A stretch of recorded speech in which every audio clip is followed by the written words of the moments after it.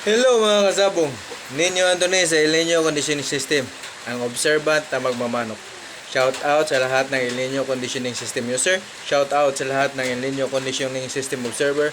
Shout out sa lahat kong mga subscriber, sa lahat kong mga follower, at sa lahat kong mga viewers. Shout out sa inyong lahat. So pag-usapan natin ngayon yung madalas tinatanong kung gaano nga ba kaimportante ang B12 at ang vitamin K.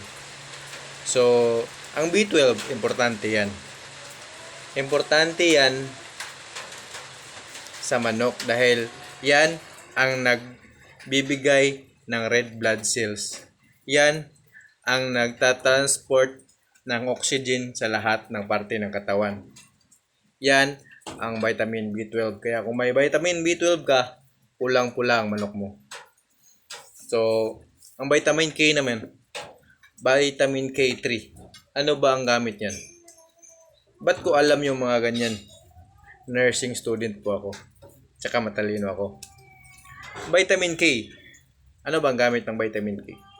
Ang vitamin K ay para sa blood clotting.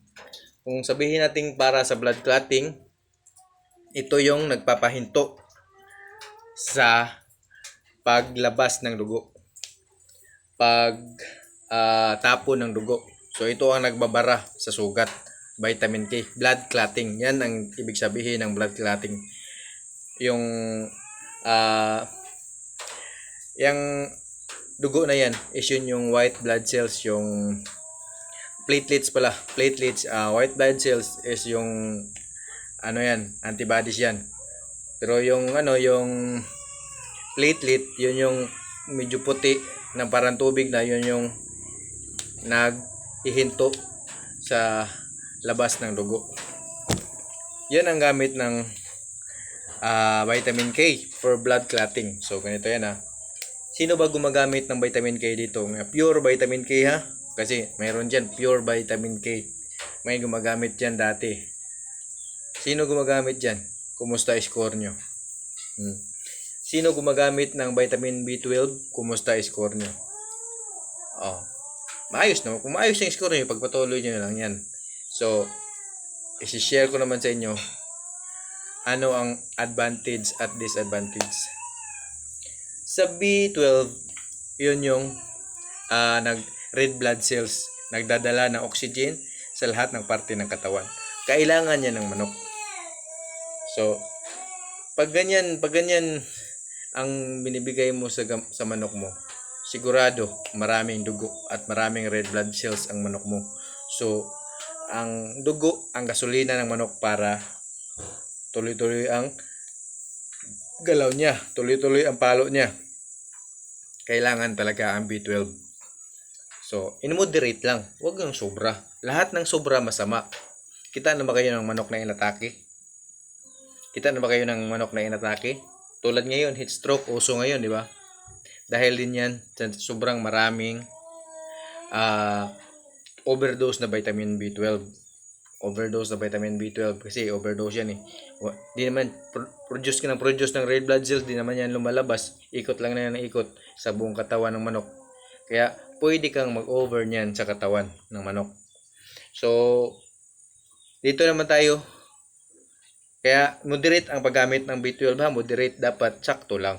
Kung anong administration na sabi ng kumpanya, yun lang gamitin mo. Huwag mong pasobrahan.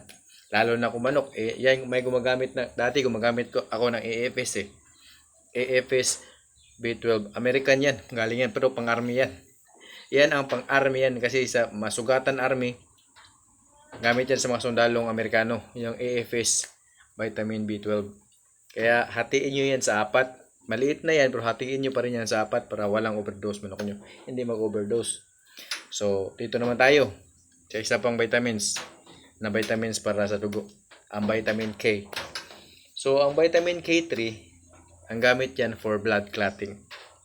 So, kumusta ang score nyo sa mga gumagamit ng vitamin K? Yung vitamin K lang talaga, injectable yan. Tapos may vitamin dyan sa oral. Mayroong mga ganyan. So, ang vitamin K po, ang gamit yan is for blood clotting. So kung may tatamaan ka sa pakpak, tapos madugo, siya yung platelets na babara sa sugat para hindi lalabas ang dugo. Pero yan po, seconds, ano lang po yan, di po yan mabilis. Hindi po yan mabilis mag blood clot agad. Tatakbo po yan ng ilang segundo. E paano kung major artery ang tinamaan, lalabas pa rin ang dugo? Hindi yan makakapigil po. So it means, hindi yan masyadong kailangan ang vitamin K. Kasi, hindi mo yan operasyon eh. Sinaksakan, padamihan niya ng sugat. E paano kung maraming sugat man ako? Kakaya ba yun sa platelet para ihinto lahat? Hindi na yan kailangan yung vitamin K. Mahal pa yan. Yung vitamin K na yan, hindi na yan kailangan. Huwag na kayong gumamit ng pangpatigil sa dugo. Huwag kayong maniwala. Pagtatamaan yan sugat, yung may ugat, sigurado, maraming dugo ang lalabas. Huwag kayong maniwala na hihinto agad ang dugo. Hindi yan hihinto ang dugo agad. Kasi, it takes some time para makaform ng platelet, makaform ng blood clotting.